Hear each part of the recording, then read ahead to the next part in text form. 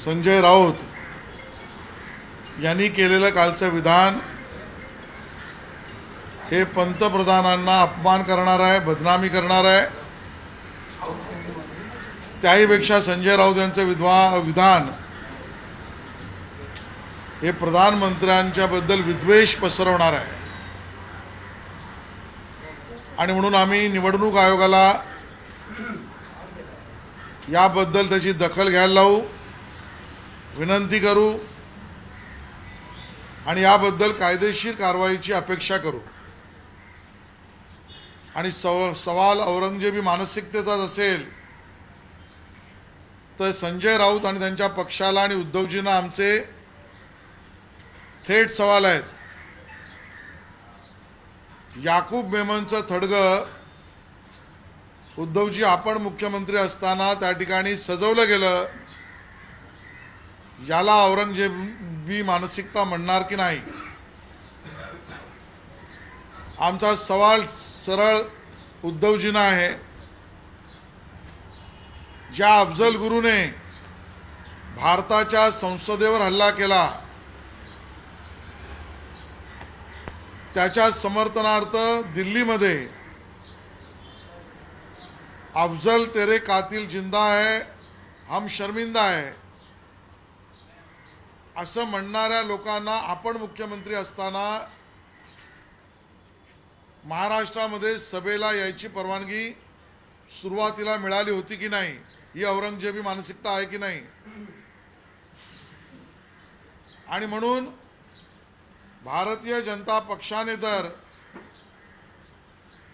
अफजल खानाचं थडगही उखडून टाकलं, भारतीय जनता पक्षाच्या सरकारने तर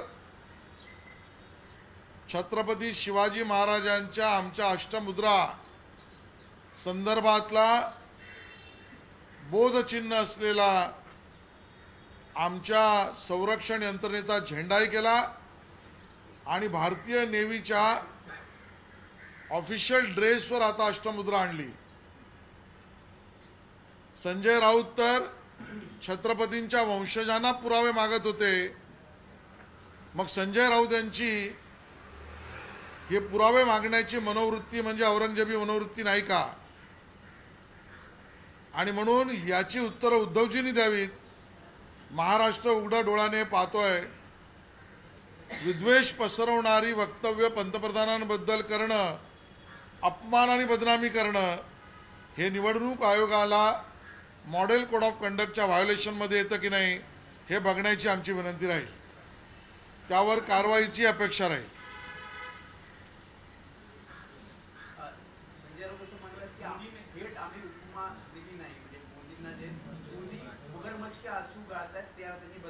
अजून आपल्या अवकात संजय राऊत यांनी बघावी। मोदीजींवर प्रश्न आणि मोदीजींना प्रश्न विचारण्याआधी संजय राऊत यांनी मोदीजींच्याच आशीर्वादाने खासदार झाले आहेत एवढी तर स्वतःची अवकात आहे की नाही ते बघावं। आणि म्हणून या विषयामध्ये निवडणूक आयोगाकडून आमच्या अपेक्षा आहेत। उद्धव ठाकरेंनी पण टीका केली, ते म्हणतात भाजपमध्ये या शिंदेकडे जा नाहीतर तुरुंगात जा अशी धमकी नेत्यांना दिली जाते। मला वाटतं ते रोज स्वप्नात जे बघतायत ते त्यांच्या सभेमध्ये बोलतायत। ते जे सभेमध्ये याबद्दल बोलतायत त्याचा सत्याशी काहीही संबंध नाही। आणि तथ्यच बघायची झाली तर एकनाथ शिंदे आणि 40 आमदार हे राष्ट्रवादी काँग्रेसला उद्धवजी तुम्ही मदत करताय, त्यांना वाढवताय, आमचं खच्चीकरण करताय असं सांगून गेले। ईडी सीबीआय इन्कम टॅक्स सांगून गेलेले नाहीत। महाराष्ट्र विसरलेला नाही। तुमच्या स्वतःच्या कुटुंबातील परिवारातील उद्धवजी लोक हे तुम्हाला सोडून गेले, तुम्हाला न्यायालयापर्यंत लढाई प्रॉपर्टीची लढावी लागली। यात कुठल्या एजन्सी नव्हत्या। तुमचा चुलत भाऊ तुम्हाला सोडून गेलात कारण तुम्ही त्यावेळेला जी छळवणूक केली त्याबद्दल त्यांचे चुलत भाऊ बोलले। यात ईडी सीबीआय कुठलेच नव्हतं। त्यामुळे तुम्हाला सोडणारी लोक ही तुमच्या अहंकारामुळे, उद्धवजी तुमच्या छळवणुकीमुळे आणि तुमच्या परपक्षाशी असलेल्या प्रेमामुळे आणि आता तर केवळ पुत्र प्रेमामुळे तुम्हाला सोडून जात आहेत। तुम्ही चुलत भाऊ आता उल्लेख केला, आज राज ठाकरे आणि देवेंद्र रचना होईल का? महायुती तुमचा नवा सहकारी असेल, महायुतीमध्ये मनसे तुमचा नवा सहकारी असेल? आजपासून मनसे आहे का सहकारी तुमचा? तिन्ही नेते भेटले, हा राजकीय सुसंस्कृतपणा आहे. आम्ही भेटल्यावर त्यांच्या पोटात विरोधकांच्या दुखण्याचं कारण काय? तिन्ही पक्ष एकत्र भेटून चर्चा केली तर उभाटा सेनेची बोलती बंद होण्याचं कारण काय?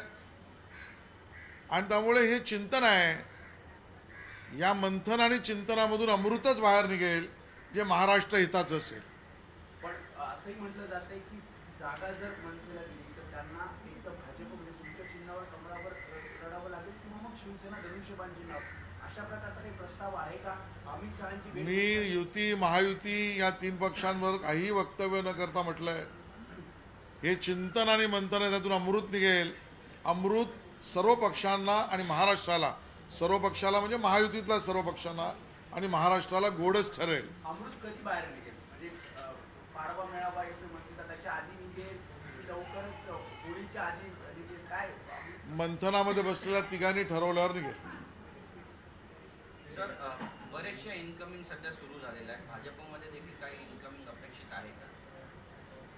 भारतीय जनता पक्षामध्ये बूथ स्तरापासून मोठ्या प्रमाणामध्ये ज्यांना मोदीजींच्या नेतृत्वावर, विकासाच्या गतीवर आणि मोदीजींबरोबर 140 कोटी भारतीयांचं जे विकसित भारताचं स्वप्न आहे ते पूर्ण करण्याची इच्छा असलेल्या सगळ्यांचा पक्षप्रवेश मोठ्या प्रमाणात होतोय. नेते येतील, कार्यकर्ते येतील. मोदीजींचा परिवार महाराष्ट्रामध्ये ज्या पद्धतीने वाढतोय तो सर्वव्यापी होईल. विरोधकांना त्यांचं डिपॉझिट वाचवायला अडचण होईल. बच्चू कडूंनी एक विधान केलंय की आमची खरी ताकद काय आहे ती आम्ही वेळ आल्यावरती दाखवू. ते सुद्धा महायुतीमध्ये आहेत, पण अशा पद्धतीने जर वक्तव्य करत असतील त्यावर मी काही भाष्य करणार नाही. सर, आज जो है तीनों वरिष्ठ नेताओं की थोड़ी देर पहले कासगंज में मीटिंग हुई है. सीट शेयरिंग को लेकर क्या कोई फॉर्मूला तय हो पाया है? क्योंकि बैठकों का दौर तो जारी है, लेकिन अभी तक सीट किसको कितनी मिल रही है ये कंफर्म नहीं हो पा रहा. तीन नेता मिले, ये तो महाराष्ट्र की संस्कृति है. और हमारे तीन नेता मिले तो हमारे विरोधियों की बोलती क्यों बंद हो रही है? उनके पेट में दर्द क्यों हो रहा है? और तीनों नेता अगर बैठ के चर्चा कर रहे हैं तो ये मंथन है, और उस मंथन में से अमृत ही निकलेगा जो महाराष्ट्र के हित का होगा. ये अमृत कब तक डिक्लेयर हो जाएगा? ये तीनों नेता तय करेंगे तब अमृत आएगा.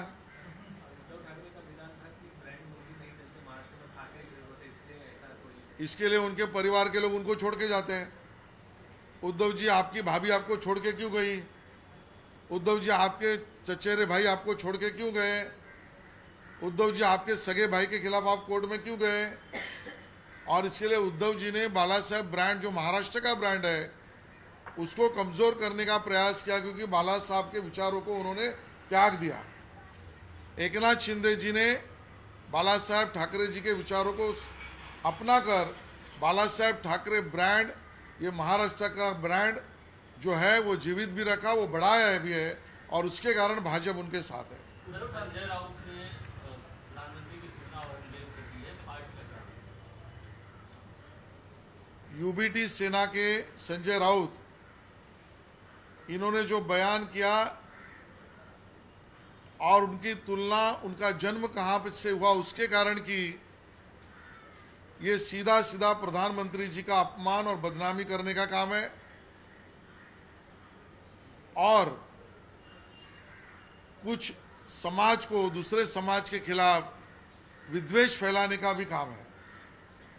और इस विद्वेष के खिलाफ और इस विद्वेष फैलाने के खिलाफ चुनाव आयोग ने उसकी संज्ञान लेना चाहिए. ये हमारी मांग है और अपेक्षा कार्यवाही की भी है. सर, एक सवाल है कि कांग्रेस नेता राहुल गांधी ने आरोप लगाया कि बीजेपी ने आईटी के जरिए हमारा अकाउंट फ्रीज करा दिया है, जिससे हम प्रचार नहीं कर पा रहे हैं, टिकट नहीं खरीद पा रहे हैं. इसको क्या करें? जो गुनाह इनकम टैक्स एक्ट में करेगा वो उसका भुगतान करेगा. जिस तरीके से आईटी एक्ट का उल्लंघन करके कांग्रेस पार्टी ने जो कुकर्म किया उसकी वो आज सजा भुगत रहे हैं. सवाल ये है, एक मिनट, सवाल ये है कि ये पहली बार नहीं हुआ है. संजय राउत ने जिस प्रकार से स्टेटमेंट दिया, इसके पहले अमित शाह को अफजल खान बता दिया, अब प्रधानमंत्री नरेंद्र मोदी को औरंगजेब की तुलना स्तर जो है राजनीति का वो गिरते नहीं जा रहा। ये इनका फ्रस्ट्रेशन है, ये इनका बौद्धिक दिवालियापन है। और जहां तक उबाटा सेना की बात है, ये पार्टी, ये दल, उद्धव जी का दल जो है वो भीख मांगों का दल है। क्योंकि जब उनको चुनाव जीतना था तब कटोरी लेके भारतीय जनता पार्टी के पास आए, हमारे मदद से कटोरी में फायदा लेकर चुनाव जीते। आज खुद में बल नहीं, तब ये कांग्रेस और राष्ट्रवादी कांग्रेस के पास कटोरी लेके जा रहे हैं और चुनाव में मदद मांग के खुद की जीत की बात कर रहे हैं। और जहां तक अफजल खान या औरंगजेब की बात है, ये दोनों संजय राउत और उबाटा सेना को बार बार याद आ रहे हैं, क्योंकि इनके दिमाग में छत्रपति शिवाजी महाराज कम औरंगजेब और अफजल खान ही ज़्यादा चलते हैं। और उसी का परिणाम हमने देखा कि जब मुख्यमंत्री उद्धव जी थे तब याकूब मेमन जो गुनहगार है उसकी कब्र को सजाने का काम हुआ।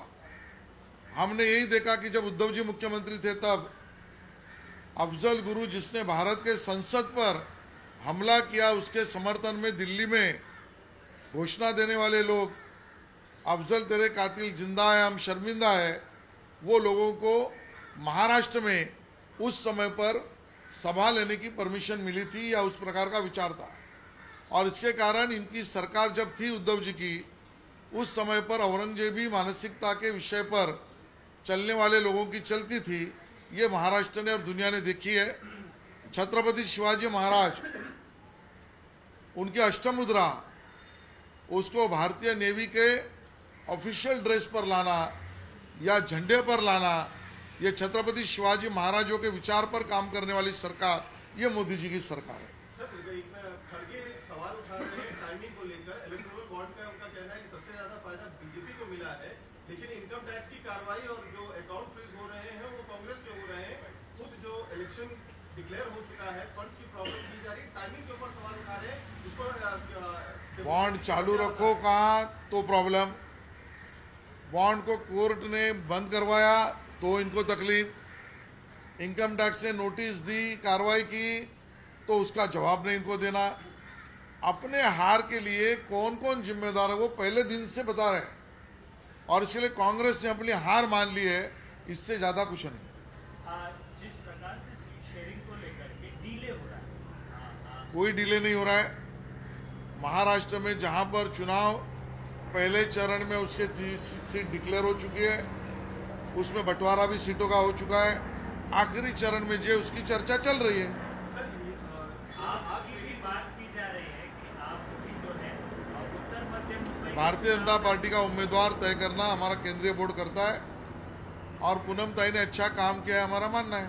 सर, आपको मौका मिला तो आप लड़ेंगे चुनाव आगे सर, आज की जो मीटिंग हुई है ताजलैंड एंड में, वहां पर अजीत पवार नहीं दिखे, जबकि 4 घटक दल आपके साथ अगर आ जाते हैं, एमएलए राज ठाकरे, तो महायुति होगी। 3 फिजिकली थे, 1 वर्चुअली होगा। सर, आता जी माहिती येते ब्रेकिंग न्यूज, अभिजित अडसूळ जे आहे ते बावनकुळे यांच्या भेटीसाठी पोहोचले आहेत. अमरावतीच्या जागेचा जो तिढा आहे तो अजून निश्चित नाही असं बोललं जात आहे. मला वाटतं याच्यावर बावनकुळेजी स्पष्टता देतील। शेवटचा प्रश्न, ठाकरे असं म्हणतात, उद्धव ठाकरे असं म्हणतात की ठाकरे भाजपने सोडला, तुम्ही म्हणतात की म्हातारीसाठी उद्धवजींनी बाळासाहेबांचे विचार स्वतःच्या खुर्चीसाठी सोडले। बाळासाहेब ठाकरे ताकद, विचार, तेज हे उद्धवजींनी पुत्रप्रेमासाठी सोडले। बाळासाहेबांची शिकवण काँग्रेस बरोबर सत्तेच्या खुर्चीसाठी उद्धवजींनी त्यागलं। त्यामुळे हा प्रश्न चोरल्याचा नसून त्याग आणि सोडलेलाच आहे, ज्याच्यातले 100% प्रश्न हे उद्धवजींना उत्तर द्यावे लागतील। अशी सर, छत्रपती शिवाजी महाराज पार्काची सभा झाली इंडिया अलायन्सची, त्यामध्ये आता सगळे नेते म्हणतात की आम्ही 40 पार करू महाराष्ट्रामध्ये, यावर तुमची प्रतिक्रिया? नाही, मला असं वाटतं की होळीला अजून 2-3 दिवस आहेत, त्या अगोदरच ज्यांनी भांग घेतली असेल त्यांनी, आमच्या विरोधकांनी 40 पारची घोषणा ही भांगेत दिलेली आहे, आणि त्यामुळे त्यांना ती घोषणा लखलाप लागली। सर, महायुति में ये माना जाए कि होली के पहले सीट डिक्लेरेशन हो जाएगा या उसके बाद, इतना तो बता दें। ये बोलने का अधिकार देवेंद्र जी का और बावनकुळे जी का है।